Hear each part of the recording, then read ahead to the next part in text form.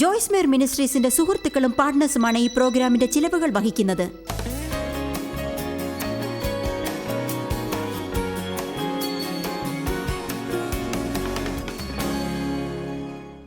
നമ്മുടെ ഹൃദയത്തിന്റെ സ്ഥിതി മോശമാണെങ്കിൽ ദൈവത്തെ നേരാം വണ്ണം സ്നേഹിക്കാനാവില്ല.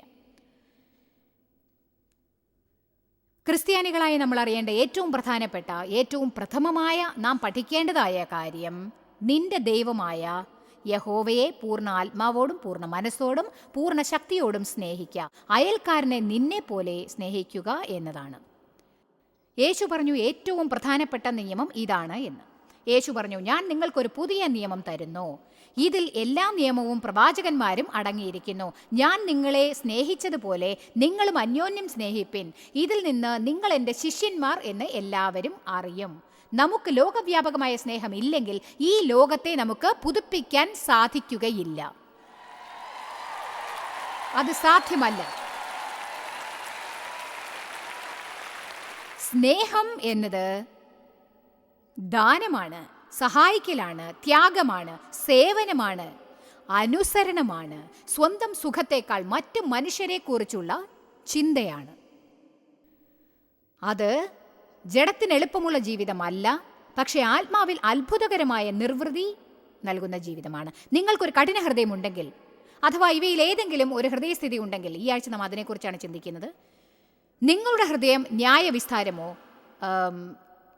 കാപട്യമോ ഉള്ളതാണെങ്കിൽ, ജനങ്ങളെ ന്യായം വിസ്തരിക്കുന്ന തിരക്കിലാവുമ്പോൾ നിങ്ങൾ എങ്ങനെ മറ്റുള്ളവരെ സ്നേഹിക്കും? നിങ്ങൾക്ക് ഇവയിൽ ഏതെങ്കിലും ഒരു ഹൃദയസ്ഥിതി ഉണ്ടോ? ഹൃദയത്തിൽ കയ്പോ വിദ്വേഷമോ ഉണ്ടോ? ഹൃദയത്തിൽ വിദ്വേഷമുണ്ടെങ്കിൽ എങ്ങനെ ഒരാളെ സ്നേഹിക്കും? അവർക്കുള്ളത് നിങ്ങൾക്കില്ലെങ്കിലോ? അവർ ചെയ്യുന്നത് നിങ്ങൾക്ക് ചെയ്യാനായില്ലെങ്കിലോ? നിങ്ങളെക്കാൾ നല്ലൊരു ജീവിതം അവർക്കുണ്ടെങ്കിലോ നിങ്ങൾക്ക് വിദ്വേഷം തോന്നാൻ ഇടയാവും. ഇങ്ങനെ പലതരം തെറ്റായ കാര്യങ്ങളുണ്ട്. നിങ്ങൾക്കില്ലാത്ത എന്തെങ്കിലും വേണമെന്ന് തോന്നൽ, അത്യാഗ്രഹം കാരണം ജീവിതത്തിൽ സമ്പാദിച്ച ചില കാര്യങ്ങൾ നിങ്ങൾക്ക് സന്തോഷം ഉണ്ടാക്കുന്നില്ല എന്ന് തോന്നിയേക്കാം. ഇത് ഹൃദയത്തിന്റെ തെറ്റായ സ്ഥിതിയാണ്. ഇവയെല്ലാം നിങ്ങളെ സ്വയം കെട്ടിവെക്കുന്നു. ദൈവത്തെ വിശ്വസിക്കാനാവുന്നില്ല. കാരണം ദൈവത്തെ വിശ്വസിച്ചാൽ നമുക്ക് എന്താണ് നല്ലതെന്ന് ദൈവം അറിയുമെന്ന് നാം വിശ്വസിക്കും. അവൻ നമ്മുടെ പ്രാർത്ഥന കേട്ടു എന്ന് നാം അറിയും. എന്നിട്ട് തക്ക സമയത്ത് ശരിയാണെങ്കിൽ അതവൻ സ്വന്തം രീതിയിൽ സ്വന്തം സമയത്ത് നമുക്ക് നൽകും. ദൈവം നൽകിയില്ലെങ്കിൽ അവൻ നമ്മേക്കാൾ സമർത്ഥനായതുകൊണ്ട് ദൈവത്തിന് നന്ദി പറയുന്നു. എന്നിട്ട് നാം ഉള്ളതിൽ സംതൃപ്തരായി ദൈവീകതയോടെ ഇരിക്കേണ്ടതാണ്. ആമേൻ. നിങ്ങൾക്കില്ലാത്തത് മറ്റൊരാൾക്കുണ്ട് എന്നതിന് ഒരു ദിവസം പോലും അസന്തുഷ്ടതയോടെ ജീവിതം പാഴാക്കരുത്. നിങ്ങളുടെ പ്രോത്സാഹനത്തെക്കാൾ ഞാൻ നന്നായി പ്രസംഗിക്കുന്നു.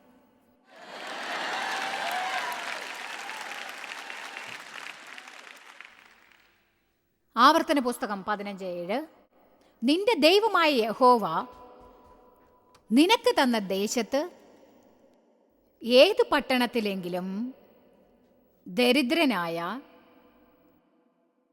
സഹോദരൻ നിങ്ങളുടെ ഇടയിൽ ഉണ്ടെങ്കിൽ, ദരിദ്രനായ സഹോദരന്റെ നേരെ നിന്റെ ഹൃദയം കഠിനമാക്കാതെയും കൈ അടയ്ക്കാതെയും വന്ന ബുദ്ധിമുട്ടിന് ആവശ്യമായത് വായ്പ കൊടുക്കണം. ഞാൻ പറയട്ടെ, ദാനം എന്ന് വരുമ്പോൾ അത് ദേവാലയത്തിലേക്കുള്ള കാണിക്കയാണെങ്കിലും, അല്ലെങ്കിൽ അത് പിറന്നാൾ സമ്മാനമായാലും, ക്രിസ്മസ് സമ്മാനമോ, ഓഫീസിലെ ഒരു ആവശ്യത്തിനുള്ള സഹായമായാലോ, അങ്ങനെ എന്തായാലും ശരി, നമ്മുടെ ഹൃദയത്തിൽ ഒരു ചെറിയ കാഠിന്യം എത്ര പ്രാവശ്യം ഉണ്ടാവുന്നു എന്നെനിക്ക് ചിന്തിക്കാൻ പോലും സാധിക്കുന്നില്ല. ഇത് ദൈവം നാം ചെയ്യണമെന്ന് ആഗ്രഹിക്കുന്നത് ചെയ്യുന്നത് ചെയ്യാതെ തടയുന്നു. ഹൃദയത്തിന്റെ കാഠിന്യം ഔദാര്യത്തെ തടയുന്നു. ആമേൻ. ഔദാര്യമാണ് ഒരു വ്യക്തിയുടെ ജീവിതത്തിൽ ഏറ്റവും ആകർഷണീയമായ ഒരു കാര്യം. നിങ്ങൾ ഉദാരമനസ്കരാവുമ്പോൾ ദൈവത്തോട് ആകർഷണം ഉണ്ടാവും. അത് മനോഹരമാണെന്ന് ദൈവം കരുതുന്നു. നേരായ ഹൃദയത്തോടെ നിങ്ങൾ നൽകുമ്പോൾ നിങ്ങൾ ജീവിതത്തിൽ മറ്റേത് സമയത്തെക്കാളും കൂടുതലായി ദൈവത്തെ പോലെയാകും. കാരണം ദൈവം തൻ്റെ ഏകജാതനെ നൽകുവാൻ തക്കവണ്ണം ലോകത്തെ സ്നേഹിച്ചു. ആമേൻ. ദേവാലയത്തിൽ കാണിക്കയെടുക്കുന്ന സമയത്തും ജനങ്ങളുടെ മനസ്സിൽ തോന്നലുണ്ടാവുന്നു. അത് സാത്താൻ കൊണ്ടുവരുന്ന ഒന്നാണ്. കാണിക്ക എടുക്കുമ്പോൾ ഒരു ചിന്ത കടന്നു വരുന്നു, നിങ്ങളുടെ പണം വേറൊരു പുരോഹിതൻ എടുക്കുകയാണ്. സാത്താൻ നിങ്ങളുടെ ഹൃദയത്തെ കഠിനമാക്കാൻ നോക്കുകയാണ്.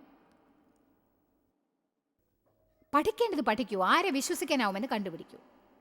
നിങ്ങളുടെ പണം ജനങ്ങളെ സഹായിക്കാൻ ഉപയോഗിക്കുന്നവരെ കുറിച്ച് അന്വേഷിക്കൂ. നിങ്ങളുടെ ദേവാലയത്തിൽ എന്ത് നടക്കുന്നു എന്ന് കണ്ടുപിടിക്കൂ. ആരെയും സഹായിക്കാത്ത ഒരു ദേവാലയത്തിന് നിങ്ങൾ പണം നൽകരുത്. നിങ്ങൾ പണം നൽകുന്ന സ്ഥാപനത്തിന് പാവപ്പെട്ടവരെ സഹായിക്കുന്ന ദൗത്യമുണ്ടെന്ന് ഉറപ്പാക്കുക. വേദനിക്കുന്നവരെ സഹായിക്കുന്ന ധാരാളം പ്രവർത്തനങ്ങളുണ്ട്. ഒരു കോണിൽ ഇരുന്നു കൊണ്ട് സ്വയം ശുശ്രൂഷ ചെയ്യുന്നതിനായുള്ള ഒന്നല്ല സഭ എന്ന് പറയുന്നത്. ഒരു കെട്ടിടത്തിനകത്തിരുന്നു കൊണ്ട് നമ്മുടെ സഭ വളർത്താൻ എന്താണ് മാർഗം എന്ന് അന്വേഷിക്കുകയല്ല.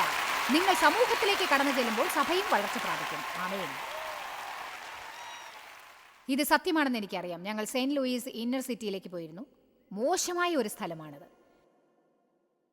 ഞങ്ങൾ ദേവാലയം നിർമ്മിക്കാൻ ശ്രമിച്ചിട്ടില്ലായിരുന്നു. ഒരു ദേവാലയം വേണമെന്ന് ആഗ്രഹിച്ചിരുന്നു. കാരണം അതിൽ നിന്ന് സഹായം ചെയ്യാൻ ഞങ്ങൾ വിചാരിച്ചു. പക്ഷേ ആദ്യമേ ഞാൻ അവരോട് പറഞ്ഞിരുന്നു, സഭ വലുതാകുന്നതിനെ കുറിച്ച് എനിക്ക് പ്രശ്നമില്ല, അതെനിക്കൊരു വ്യത്യാസവും ഉണ്ടാക്കില്ല. ഞാൻ വന്നത് വൃദ്ധന്മാരെ സഹായിക്കാനും കുട്ടികളെ സഹായിക്കാനും പുതിയൊരു ജീവിതം എന്ന പ്രത്യാശ നൽകാനുമാണ്. അവർക്ക് ആവശ്യപ്പെടുമ്പോൾ കടന്നു വരാൻ നമുക്കൊരു സ്ഥലം ഉണ്ടാവണം. അതാണ് വേണ്ടത്. 2-3 വർഷങ്ങളായി കാണും 1000 പേരുള്ള ഒരു സഭയുണ്ടായിട്ട് ഞാൻ വലിയൊരു പള്ളി ഉണ്ടാക്കാൻ ശ്രമിച്ചില്ല. ജനങ്ങളെ സഹായിക്കാനാണ് ആഗ്രഹിച്ചത്. ജനങ്ങളെ സഹായിക്കുന്നതിൽ നിങ്ങൾ വ്യാപൃതരാവുകയാണെങ്കിൽ സഭ വളരുന്നതാണ്. പക്ഷെ അതിന് കെട്ടിടത്തിനകത്തിരുന്നു കൊണ്ട് വചനം കൊണ്ട് ഒന്നും ചെയ്യാതെ വചനത്തിൽ സ്വയം പോഷിപ്പിക്കരുത്. എല്ലാം നമ്മിലേക്ക് കടന്നിട്ട് പുറത്തേക്കൊന്നും പോകാതിരുന്നാൽ എന്താണ് ഉണ്ടാവുക എന്നറിയാമോ? എല്ലാം കെട്ടി നിൽക്കും. അങ്ങനെ ഒരിടത്ത് തന്നെ കെട്ടി നിന്ന് കഴിഞ്ഞാൽ എന്താണ് ഉണ്ടാവുക?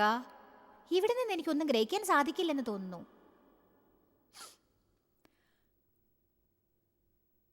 ഒരു സ്ത്രീ തൻ്റെ അനുഭവത്തിലെ ഒരു കഥ എന്നോട് പറയുകയുണ്ടായി. അവൾ പറഞ്ഞു, ഞാൻ ദൈവത്തിങ്കിലേക്ക് ചെന്ന് ഇങ്ങനെ പറഞ്ഞു, ഈ ജോയ്സിന്റെ കുഴപ്പം എന്താണ് ദൈവമേ? അവർ പറയുന്ന ഒന്നും എനിക്കിപ്പോൾ മനസ്സിലാകുന്നില്ല. അവരുടെ ജീവിതത്തിൽ പാപമുണ്ട്. ദൈവം അവളോട് പറഞ്ഞു, നിനക്കൊന്നും മനസ്സിലാകാത്ത 20 വർഷമായി അവിടെ ഇരുന്നിട്ട് നിന്നിൽ നിന്നൊന്നും പുറത്തു പോകാത്തതുകൊണ്ടാണ്. മറ്റൊന്നിനും നിന്നിൽ സ്ഥലമില്ലാത്തതുകൊണ്ടാണ് നിനക്കൊന്നും കിട്ടാത്തത്.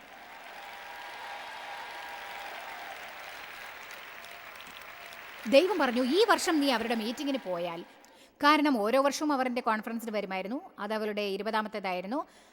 അവൾ ദൈവത്തോട് പറഞ്ഞു, കഴിഞ്ഞ വർഷം ഞാൻ പോയി, അതിന് മുൻപിലത്തെ വർഷവും പോയി, പക്ഷെ ഒന്നും കിട്ടിയില്ല. ജോയ്സിന് എന്തോ കുഴപ്പമുണ്ടെന്ന് എനിക്ക് തോന്നുന്നു. എന്താണത്? ദൈവം പറഞ്ഞു, നീ ഒരു അനുഗ്രഹമാവണം എന്ന ഉദ്ദേശത്തോടെ നീ പോകണം, അനുഗ്രഹം ലഭിക്കാനായിട്ടല്ല. നമ്മിലേക്കെല്ലാം ഒഴുകി വന്നിട്ട് ഒന്നും പുറത്തേക്ക് പോയില്ലെങ്കിൽ അതവിടെ കെട്ടി നിൽക്കും. ക്രിസ്ത്യാനി എന്ന് വെച്ചാൽ ആഴ്ചതോറും പള്ളിയിലെ ബെഞ്ചിൽ ചെന്നിരുന്ന് ബൈബിളിൽ അടയാളപ്പെടുത്തലല്ല. എല്ലാവരും കാണുക വചനങ്ങളിൽ അടയാളപ്പെടുത്തിയാൽ ആത്മീയതയാണെന്ന് എല്ലാവരും കരുതുന്നു. ശരിയല്ലേ? അതെ, അടുത്തിരിക്കുന്ന ആൾ നമ്മുടെ ആത്മീയത കാണുമെന്ന് നമ്മൾ പ്രതീക്ഷിക്കും. നമ്മൾ എത്ര ആത്മീയതയുള്ളവരാ! ഞാൻ മഞ്ഞ നിറവിട്ടു, അടിയിൽ പിങ്ക് വരയിട്ടു, അതിനു ചുറ്റും നക്ഷത്ര മാർക്കിട്ടു. എനിക്ക് എല്ലാം അറിയാം. നിങ്ങൾ എന്താണ് ചെയ്യുന്നത്? നിങ്ങൾ താഴ്മയുടെ പരിധിയേക്കാൾ അപ്പുറം അറിവ് നേടിയോ? ഇനിയും എത്ര വേദപഠനമാണ് നിങ്ങൾക്ക് ആവശ്യമുള്ളത്? ആമേൻ.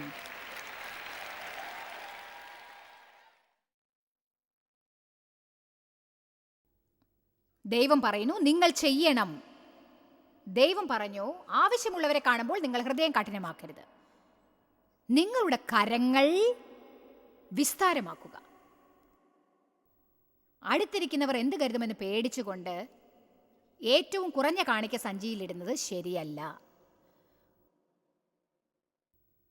ഞാൻ ഇട്ടു.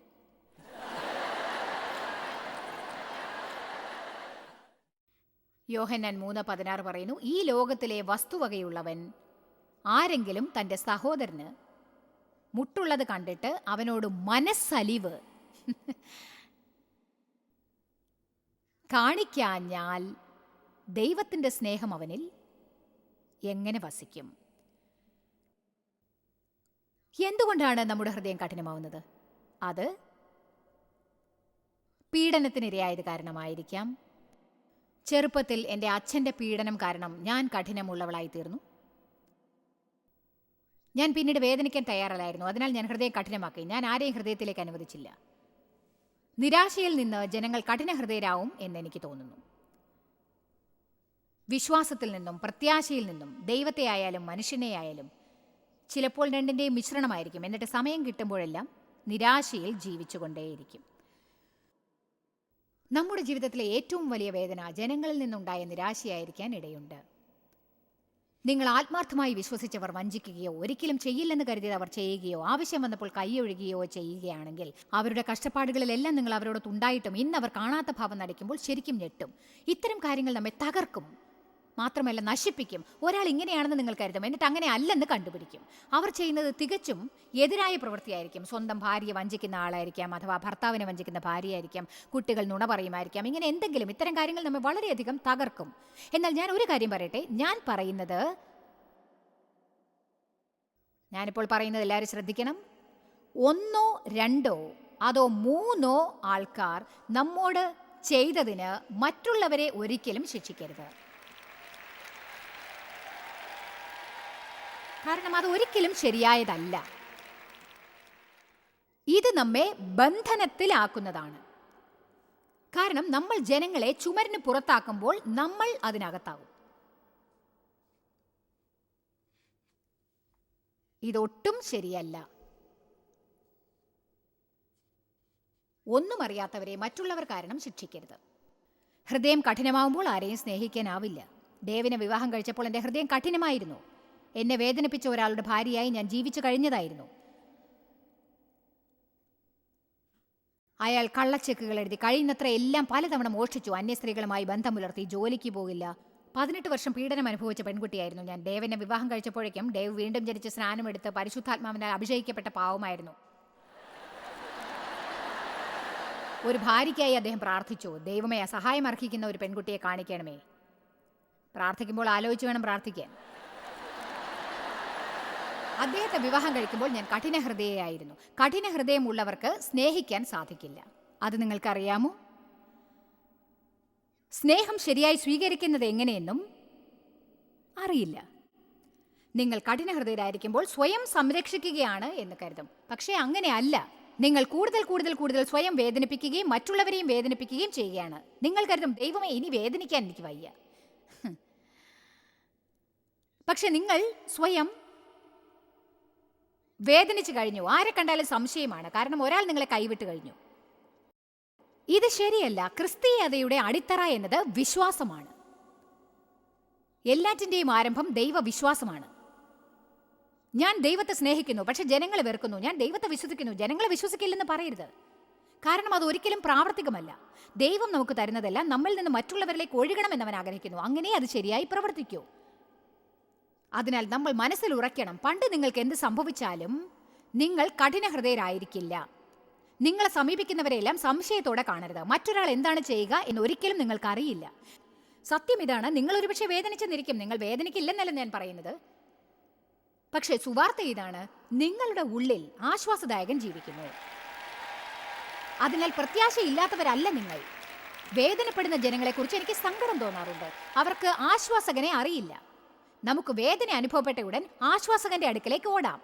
യേശു പറഞ്ഞു, ഞാൻ പോകുന്നതായിരിക്കും നിങ്ങൾക്ക് നല്ലത്, കാരണം ഞാൻ നിങ്ങൾക്കൊരു ആശ്വാസകനെ അയക്കും. നമ്മുടെ ഉള്ളിൽ ഒരു ആശ്വാസകൻ ജീവിച്ചിരിപ്പുണ്ട്, പരിശുദ്ധാത്മാവ് എന്ന ആശ്വാസകൻ. അതെ, ഞാൻ തടവിലോ കാഠിന്യത്തോടെയോ വെറുപ്പോടെയോ ജീവിക്കില്ല.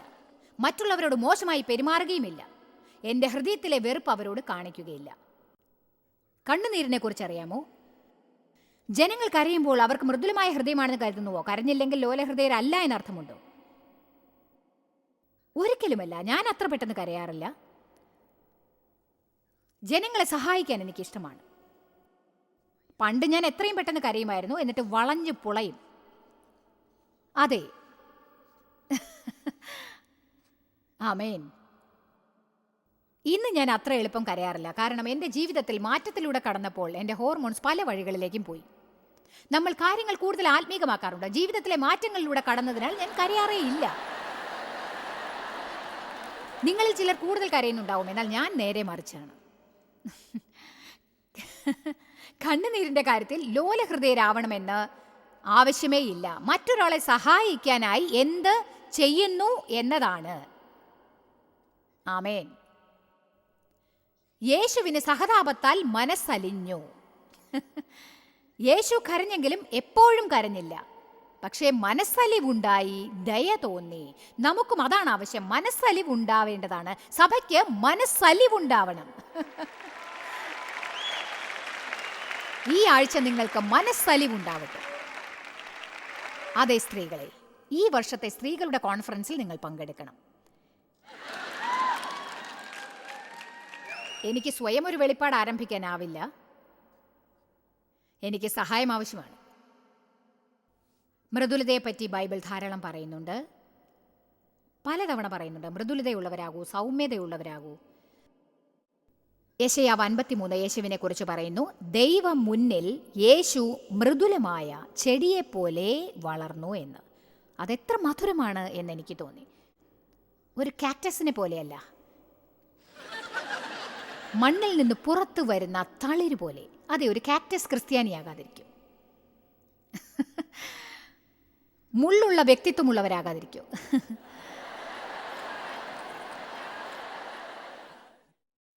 അതുകൊണ്ട് കഠിന ഹൃദയം എന്ന കാര്യം പരിഗണിക്കേണ്ടതാണ്. ആരെങ്കിലും ആമേൻ പറയൂ? ഹൃദയത്തിന്റെ രണ്ടാമത്തെ സ്ഥിതിയാണ് അവിശ്വസ്തതയുള്ള വക്രഹൃദയം. ഇപ്പോൾ ചിലർ ഇങ്ങനെ കരുതും, വക്രതയുടെ കാര്യം വിട്ടേക്ക്. പക്ഷെ ബൈബിളിൽ ഈ വിഷയം രസകരമാണ്. എന്നോട് ദേഷ്യപ്പെടരുത്, പരിശുദ്ധാത്മാവാണ് ഇത് പറഞ്ഞത്.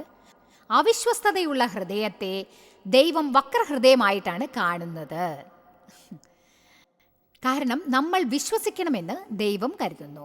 അവനിലേക്ക് വരുന്നവർ അവൻ ദൈവമാണ് എന്ന് വിശ്വസിക്കണം. എബ്രായർ 11:6 വിശ്വാസമില്ലാതെ ദൈവത്തെ പ്രസാദിപ്പിക്കാനാവില്ല. അവനിലേക്ക് വരുന്നവർ 2 കാര്യങ്ങൾ ചെയ്യണം. അവൻ ദൈവമാണെന്ന് വിശ്വസിക്കണം, അവൻ സമ്മാനദായകനാണെന്ന് അവർ വിശ്വസിക്കേണ്ടതാണ്, അവനെ ശുഷ്കാന്തിയോടെ അന്വേഷിക്കുന്നവർക്ക്. അതുകൊണ്ട് നാം ചിലത് വിശ്വസിക്കണം, എന്നാൽ നല്ലത് വിശ്വസിച്ചുകൂടെ? ദൈവം നല്ലവനാണെന്ന് വിശ്വസിക്കണം. അവൻ നമ്മുടെ അധ്വാനത്തിന് പകരം നൽകുമെന്ന് വിശ്വസിക്കണം. വചനം പറയുന്നത് നാം വിശ്വസിക്കുകയാണെങ്കിൽ നമ്മിൽ നിന്ന് ആ സമ്മാനത്തെ നരകത്തിലെ സാത്താന് പോലും മോഷ്ടിക്കാനാവില്ല. നമുക്ക് വിശ്വാസത്തിലേക്ക് തിരിച്ചു പോകാം. നമ്മൾ അവിശ്വാസത്തിലേക്ക് വഴുതി വീണാൽ വിശ്വാസത്തിലേക്ക് നമുക്ക് തിരിച്ചു പോകാം. ഇന്നലെ ഞാൻ പ്രാർത്ഥിച്ചുകൊണ്ട് ദൈവത്തിനായി കാത്തിരുന്നപ്പോൾ അവൻ എന്നെ ചിലത് കാണിച്ചു. ചിലപ്പോൾ നമ്മൾ ആത്മീകമായ ചില ചിത്രങ്ങൾ കാണാറുണ്ട്, അല്ലേ? നിറയെ അറകളുള്ള ഒരു അലമാര സ്വർഗത്തിൽ ഞാൻ കണ്ടു. ഞാൻ ചോദിച്ചു, എന്താണിത്? ദൈവം പറഞ്ഞു, പ്രാർത്ഥനകൾ. ഇത് ഉത്തരത്തിനായി കാത്തിരിക്കുന്ന പ്രാർത്ഥനകളാണ്. ഞാൻ ചോദിച്ചു, എന്താണ് ഉത്തരം നൽകാത്തത്? ദൈവം പറഞ്ഞു, ജനങ്ങൾ വിശ്വാസം നിർത്തിയിരിക്കുന്നു, അവർക്ക് ആവേശം നിലച്ചിരിക്കുകയാണ്. അതെ, ബൈബിളിൽ പറയുന്നു, ലൂക്കോസ് 18:1, നമ്മൾ തളരാതെ പ്രാർത്ഥിക്കണമെന്ന്. ഒരിക്കലും മടുത്തു പോകരുത്. ദൈവത്തെ അന്വേഷിച്ചു കൊണ്ടിരിക്കൂ. ഞാൻ അച്ഛന് വേണ്ടി ഇടയ്ക്കിടയ്ക്ക് പ്രാർത്ഥിച്ചു. ഏകദേശം 40 വർഷം, 3-4 വർഷം മുൻപാണ് അദ്ദേഹം മരിച്ചത്. അവസാനം അദ്ദേഹം തൻ്റെ ഹൃദയം ദൈവത്തിന് സമർപ്പിച്ചു. മടുത്തു പോകരുത്, നിർത്തരുത്. നിങ്ങൾ പല തവണ വീണ്ടും വീണ്ടും ഒരേ പ്രാർത്ഥന തന്നെ ആവർത്തിച്ച് പ്രാർത്ഥിക്കാനല്ല പറയുന്നത്. പകരം ദൈവം പ്രവർത്തിക്കുന്നതിനായി നന്ദി പറയുക.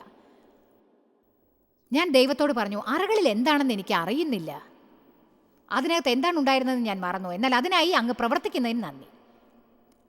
ഞാൻ അതിന് ഉത്തരം പ്രതീക്ഷിക്കുന്നു. ഞാൻ പ്രതീക്ഷയെപ്പറ്റി ഇന്ന് വീണ്ടും ചിന്തിച്ചു. ദൈവം ഇടയ്ക്ക് പ്രതീക്ഷ എന്ന വിഷയം എന്നിലേക്ക് കൊണ്ടുവരാറുണ്ട്. കാരണം ദൈവം നാം അവനെ പ്രതീക്ഷിക്കണം എന്ന് ആഗ്രഹിക്കുന്നു. പ്രതീക്ഷ. ദൈവത്തിനായി കാത്തിരിക്കാൻ ബൈബിൾ പറയുന്നു. ദൈവം ചെയ്യുമെന്ന് പറഞ്ഞത് ചെയ്തു തരും എന്ന് നാം പ്രതീക്ഷിക്കണം. വിശ്വാസത്തിന് പ്രത്യാശയുണ്ട്. നിങ്ങൾ ഡിന്നറിന് വരും എന്ന് ഞാൻ വിശ്വസിച്ചാൽ ഏത് സമയത്തും നിങ്ങൾ എത്തുമെന്ന് ഞാൻ പ്രതീക്ഷിച്ചുകൊണ്ടേയിരിക്കും, അല്ലേ? അതുകൊണ്ട് വിശ്വാസമുള്ള ഹൃദയം ഉണ്ടാവട്ടെ. ഇങ്ങനെ പറയുന്ന കുട്ടികളെ പോലെ ആവാം. ദൈവത്തിന് എന്തും ചെയ്യാനാവുമെന്ന് ഞാൻ വിശ്വസിക്കുന്നു. പാപപങ്കലമായ കഠിന ഹൃദയം നമുക്ക് ഉണ്ടാവാതെ ഇരിക്കട്ടെ. ആരെയും നമുക്ക് വിശ്വസിക്കാനാവില്ല. ആ പുരോഹിതന്മാർ നമ്മെ വശത്താക്കാൻ നോക്കുകയാണ്. അങ്ങനെയാണ്. എന്നിട്ട് നിങ്ങൾ പള്ളിയിൽ പോയി ബെഞ്ചിലിരുന്ന് പുരോഹിതൻ പറഞ്ഞതിനെക്കുറിച്ച് പിറുപിറുക്കും, എ സിയെക്കുറിച്ചും മുറുമുറുക്കും, ലൈറ്റ്സിനെക്കുറിച്ചും സീറ്റുകളെക്കുറിച്ചും പിറുപിറുക്കും. എന്നിട്ട് വീട്ടിൽ ചെന്ന് വീണ്ടും അസ്വസ്ഥരാവും.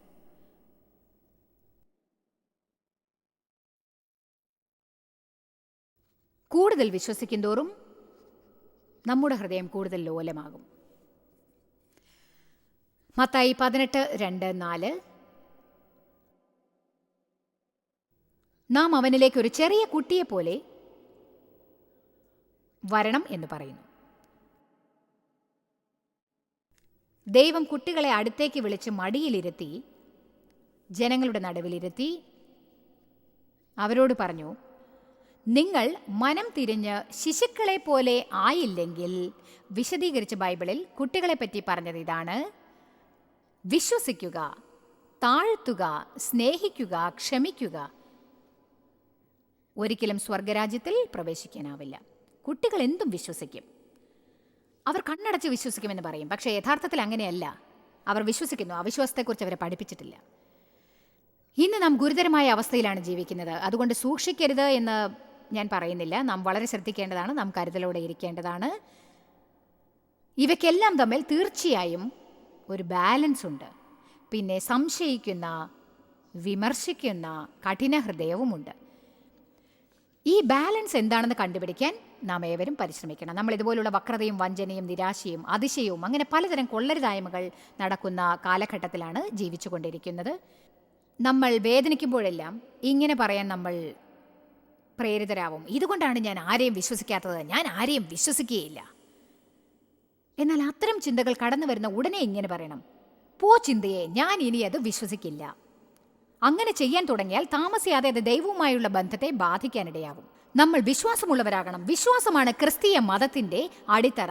ഈ പ്രോഗ്രാം നേരിൽ കണ്ടുകൊണ്ടിരിക്കുന്നവരും ടി വിയിലൂടെ കണ്ടുകൊണ്ടിരിക്കുന്നവരും മറ്റുപാധികളിലൂടെ കേൾക്കുന്നവരും കമ്പ്യൂട്ടറിലൂടെ കാണുന്നവരും വേദനകൾ അനുഭവിച്ച് ഹൃദയം കഠിനമാക്കിയിട്ടുണ്ടാവാം.